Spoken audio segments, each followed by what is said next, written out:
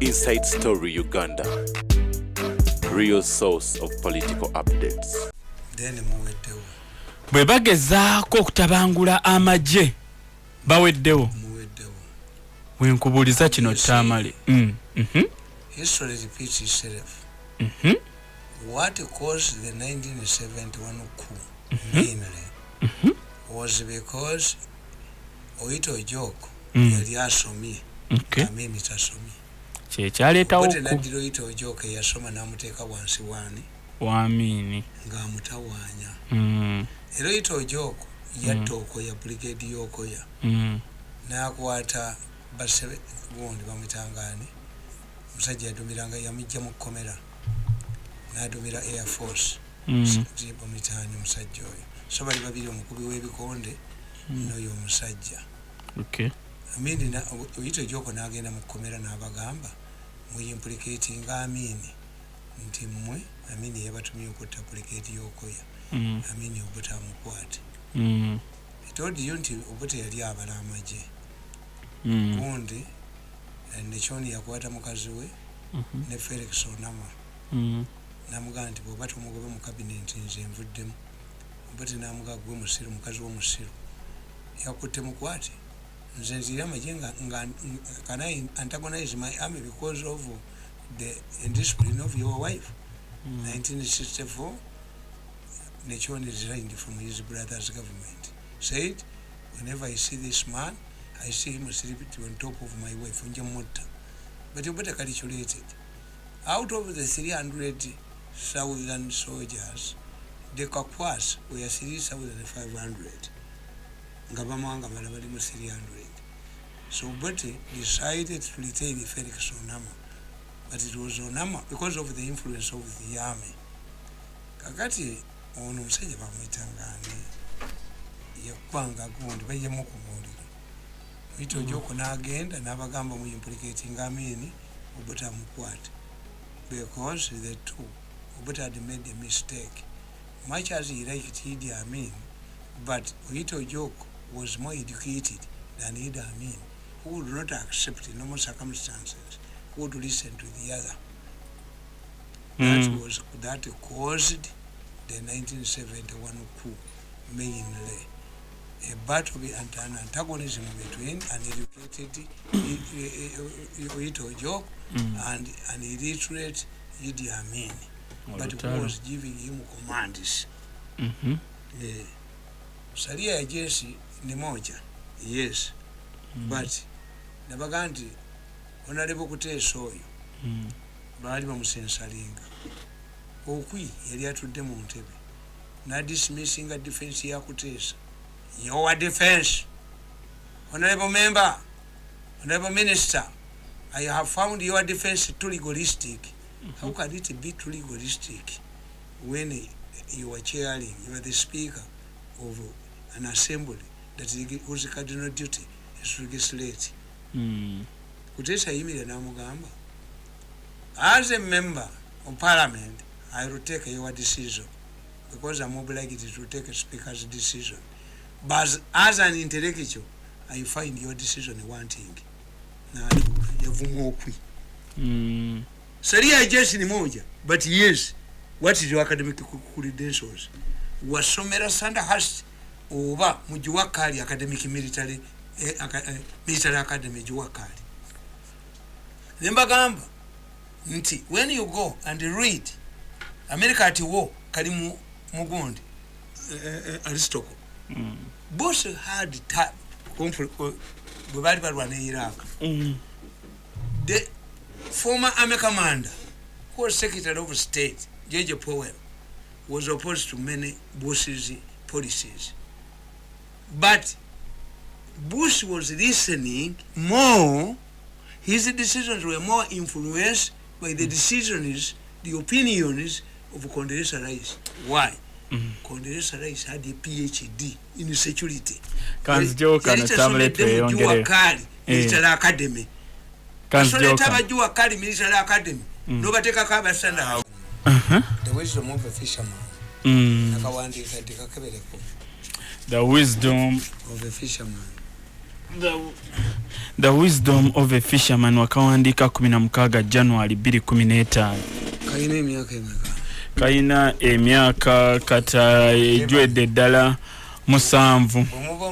Bwe mubanga mutendeka amagye okujjako ng'olina abasajja abalinga Mbadi teri edisi wa president yali Kiize Soberman bati bamutwala mutraininga mu anti-terrorism n'oli Jeno Mugenyi eyakubwa nervous system era nabagamba nti temuli balokole Kayina teyali gye musajja oyo kumuggyako ki kumuggyako gundi ye ng'amuggyeko ebizimbe bye that man is surviving by miracle oligende wa Jeno Mugenyi ojja kwewuunya ensi naye he is suffering because of government bamutwala e China nga balina crude methods of terrorism ebyuma ne bimukuba nervous system naye Kagino omulokole saabalokole eri akyusizza apangise wala omusajja afe until I came in kakati nkugamba nti ekintu kyekimu kyekyaleeta Smith apona akyaka obuzibu ne Bookero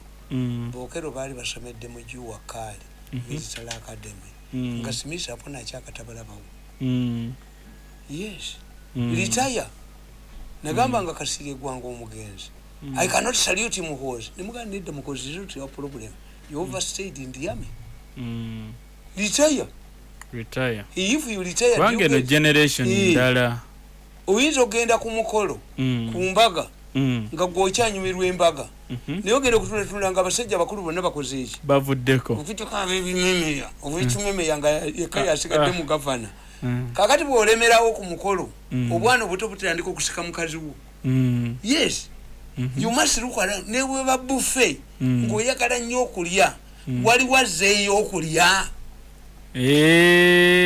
waliwo azzeeyo ofuna ddabo oddeyo otya tukiyita table manners you must eat corresponding with others buli bannobo ndabazaayo masowaani makalu gwojjayo kusenayo kati akadde bwe kavuga onoogenda n'emmereyo oba osigaleyo table manners kakati is not this person who is a problem. I used to tell this man era Kasirye yanvumanga naye ate Kasirye namuyamba okufuna ennyumba ye era ng'avuma muhoozi nebuga tuvuma muhoozi ab'emmengo beegase Katumba wamala ye tamanyi ti ab'emmengo bafere ennyumba siya mwenyina wa gundi ab'emmengo baagala kubba era president yagulya Kasirye ennyumba eyo talina keyampaako naye yafa agitunze yes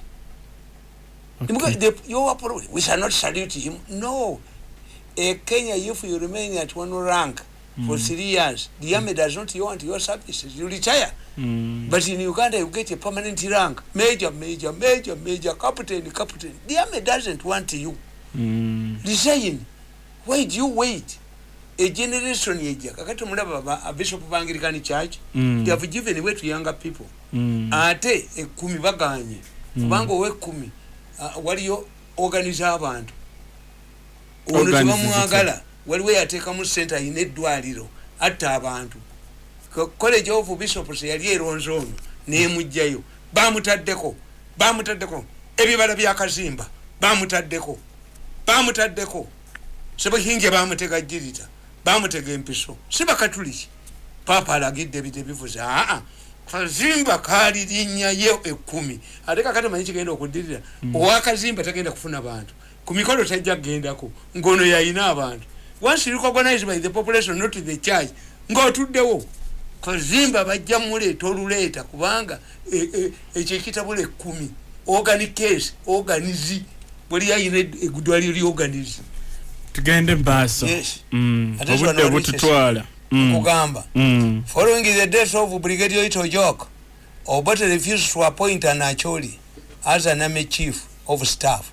because of this deep mistrust between Obote and the Acholis.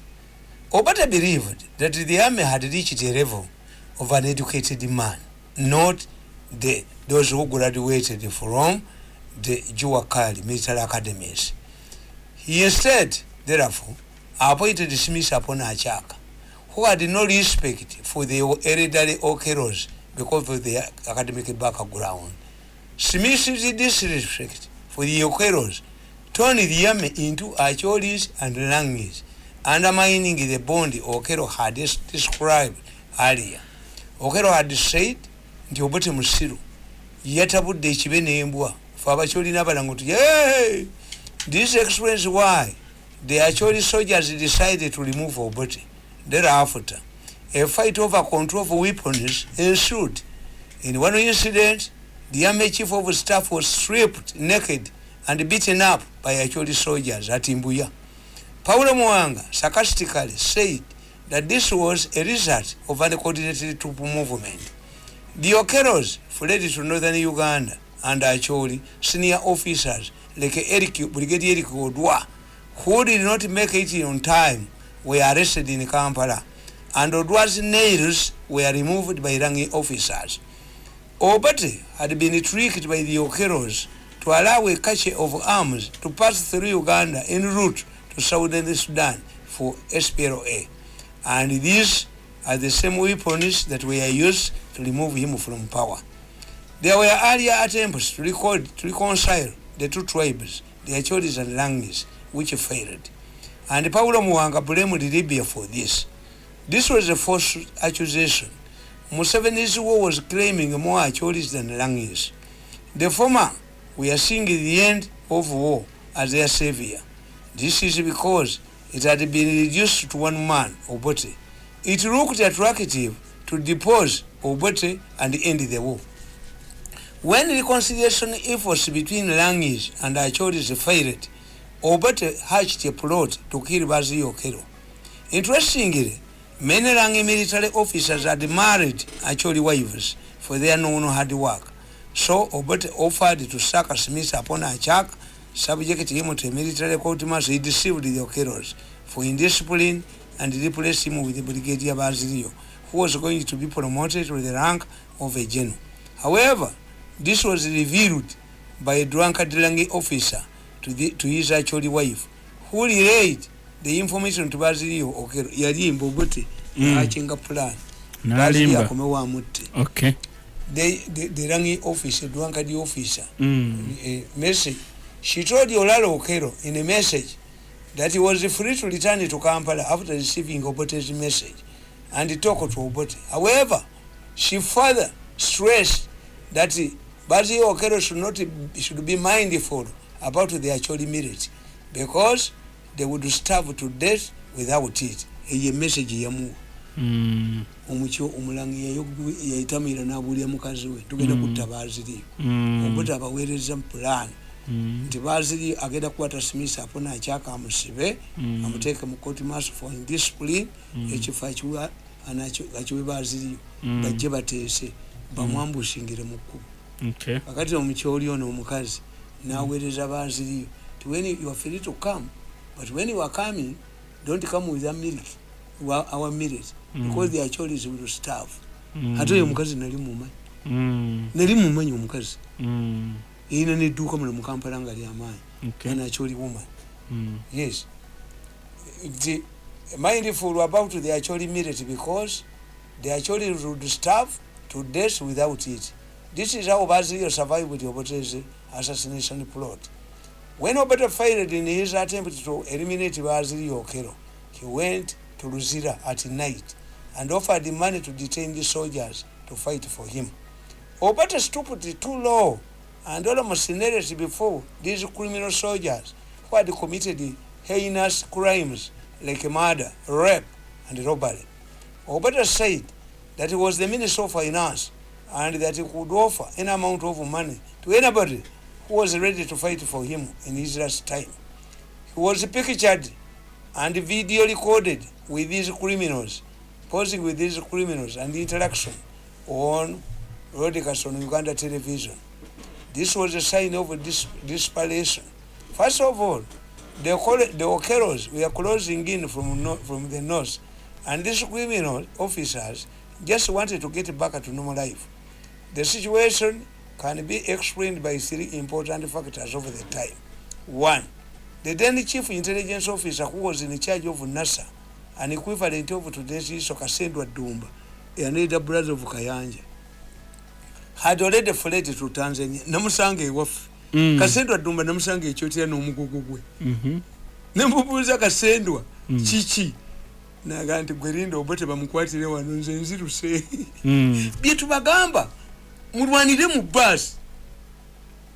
Most of these people you've humiliated and humbled banyivu toyita ganto dira omukazi abadde speaker n'omuhambulinga kubanga wali wayagala ateekeyo abantu ayagala ayisemu ebintu bye mu parliament. A widow like a nature you humble her n'omugobawo awa Mirundi sente Mirundi n'omukuba amakage n'okajoga emyaka 10 he must come on his knees. Me mutanu wa Mirundi swere mpunu I cannot come on my knees. You are not the last government in this country. No. Sisobola. For 10 years. That's the party strategy. We humiliate him, humble him, come back. Shakomau. We must suffocate him into poverty to come back. No. How many years are you remaining? Ngatumba umba. Nukubira marketed. Kakati nkugamba. Ngatumba umbe nsonga. Strategy mwakola kumuhoze tekola. Mwamu malaininga. Nenga namwete mwina credibility. Bono popola bwabo bono bugasiya bukuba kubime. Kino ekibumba tutu ekifungula ndika kya monitor ekikuba bute. Ani yakimanyi munsi. Politics is numbers. I was in Mukono. Now I'm going somewhere. Why don't you raise the issue? Nayambala red ruli.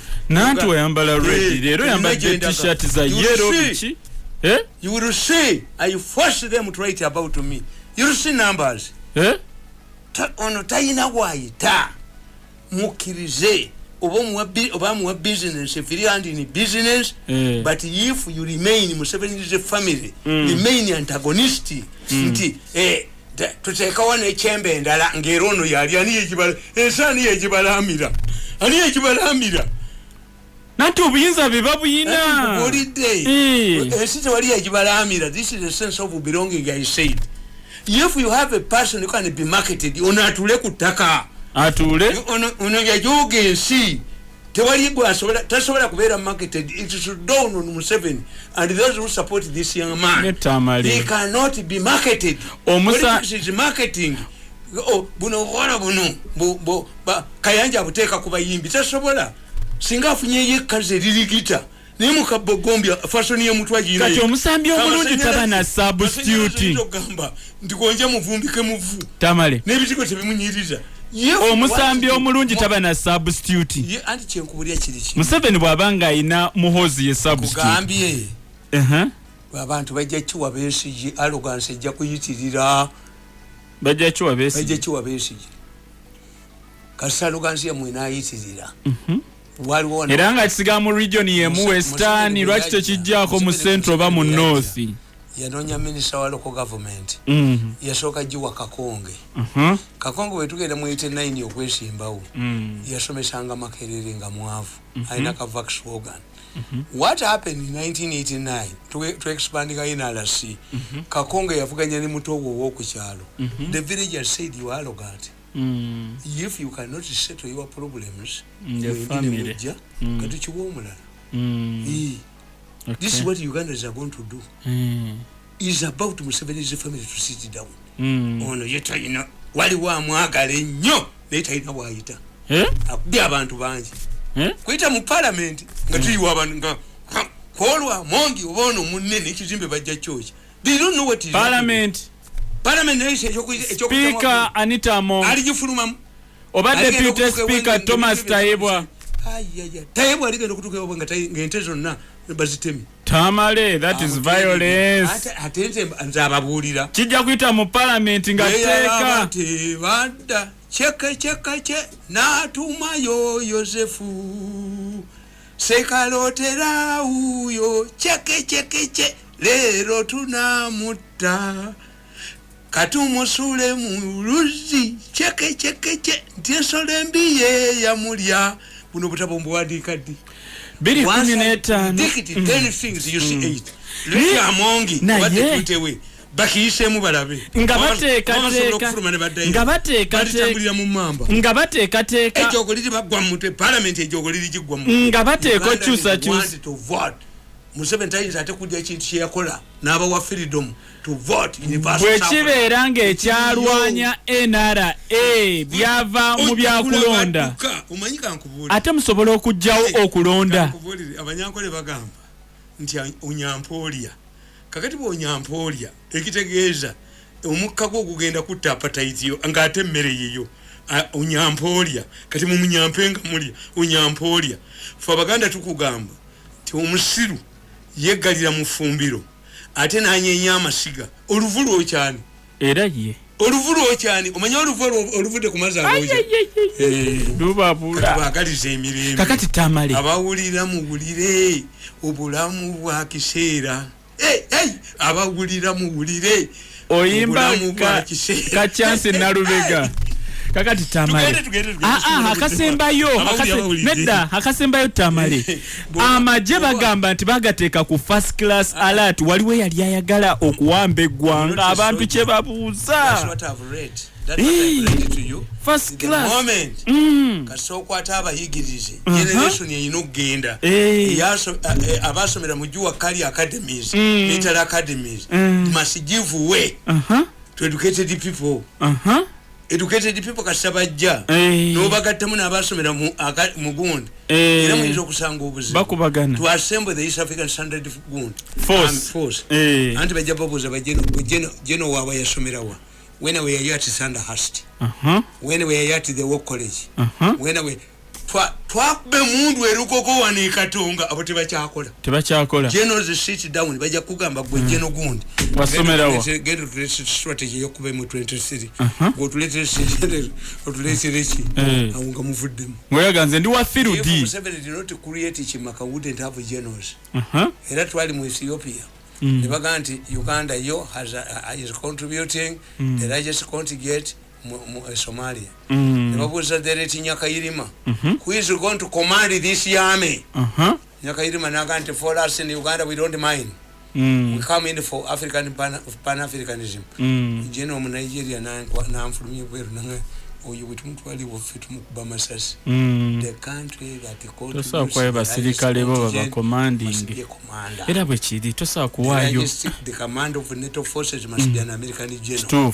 The standard weapon of NATO must be an American tank and be an American weapon ketufunamu naye at that time twalina ba generals until Museveni created Chimaka we abatwala Chimaka Staff College abagamba mbu abatutta abagobe mu maje before bya basange nga babitutte but Museveni so we did not have generals era nasanyukidde nnyo omusajja ono muganda wange magambo owa Saidi mitwedire kika kimu ne magambo ye nkyende yebunyulo yabatutte ne basoma what he has to do is to create a library for Saidi basoma butabu bwa Mossad the intelligence man a head of security intelligence I admired in my life was Tumukunde. I found Tumukunde buying modern books from Mossad. All of these cases are common. Once you want to solve criminality, 40% of the evidence remains at the scene of a crime. Ntie mkono bakutechi kakofira kyobola abazungu immediately nga abaddewo incident bo bakolachi bali boningawo the scene of negwe nogandi n'omusayi gwa kaweesa bagubye wandegeya gubera ku reception is that side ejita traffic side bwongo I can solve all the problems in this country using my brain. Yes kubanga side kitegeeza bwongo which is odd man out. If I want to make kubanga what's the issue is nti obuka gombia nakana akalala bwali sente z'abayimbi luli abayimbi ne babukyawa kati ate bana bakayanja abatwalanga yo sente baagala era bwe boba basigalawo nga conduit batulene ku bino omutami vefukidde tadda mu bbaala atasuka mu kirabo kakati what do you do buno buleteke buno bobuleke buli discredited create a new force creating abalala mukicho kulemera ku buno bulu lunkanudde buno bubula bubasajja kubula bakazi kubula buli creating yeggwala ekoleli batulako bati siba sindi kuna yeggwala eritiba lijeri kulembere likulembere bwelebe mu hotel ku reception okuli omukazi omubi olaba omukazi omubi ku reception era bateekawo ne museni eni abasoma amawulire bawala balungi nabaga nti oyo kasumba yayagaza abantu sipotisa abasajja ayina accent mukazi mulungi omukyala Jen Kasumba UBC waliwo agoba abantu ku TV kakati Tamale ekisemberayo ddala abasomesa kyaddaaki gavumenti eneekyusa mu nsalawo yaayo ereme kwongeza abasayansi bokka wakati nabbanja babadde ba ultimatum zibakyaddamu kwogera ki that's why I tell you bawazi ultimatum zayiseeko tegikolera mu kajanja politics wa Museveni wa president tense Museveni is flexible and pragmatic. He receives the information every time. Gubota mugenderako bumugenderako oyina okwerekera mu escape route. Kakati magezi yali mu local government abadde abo basomesa ultimatums. Do you intelligence ya mwete bayamba wa military intelligence no waiso yali babudde the forces in UNATU yabasomesa ba primary. How come that they control the secondary teachers? Yabasomesa ba primary. UNATU efugiba basomesa ba primary. No. I'm telling you why. When we are organizing a union, the chapel is the smallest unit of administration. Okay. Kati abasomesa aba primary bebasinga obungi. Okay. When these people come, tebakola constitution representation. Kati mudakiike mu kigwera wanze nkusibule. Kubanga balwanira science. Balwanira science n'egonde arts. Primary mu science. Nolabe nganga, nolabe mputa, nolabe nganga, nolabe mputa. Nenkubulira nti bakutte empapula zino ziwulidde empapula zaabwe bazigula nga kino ekiwumba tuutu ekifungula ndika ekiri mu monitor ekikuba katuuni ez'obusiru tobawulire nga boogera. Do they give you do you believe that nationwide all of the teachers have made a total blackout? How do you have an effective boycott? If you want to get an effective boycott or even allied workers come in, the science teachers tode ne ba lecturers bagala byeyungamu abasawo ba local government leaders nabo basituse mulimu alimu Museveni gwakubagana tufuna feelers buli wamu kati bagenda basituka nafe mwana nge tuzina buzinyi ate nga muzina ki bali bweru basoma ate abafe basoma bali bweru abamwe bali bweru abafe bali bweru basoma muzanye muzanye oy muzanye waliwo omusajja omusiraamu asanga embizi gye batomedde n'agikabira ekisa beera bulungi Tamale banange embizi zolana teswayini nti banange tufudde ogirya Tamale beera bulungi ate kambabuulire tusiibule omusajja eyakava mu kisibo omukazi tamumma mmere lwaki ebyenda byamanyira dda amaze mu kisibo omwezi mulamba ng'omwepangira beera bulungi amaze emyaka 2 batudde waka nga mbaleetako engalabi bwe tutyo bwe tubadde olunaku olwaleero tujja kukomawo nti abaana abafa abasoma ate bajja kukola ebigezo bibi naye byammwe abatasoma. That's where the logic is. Okay.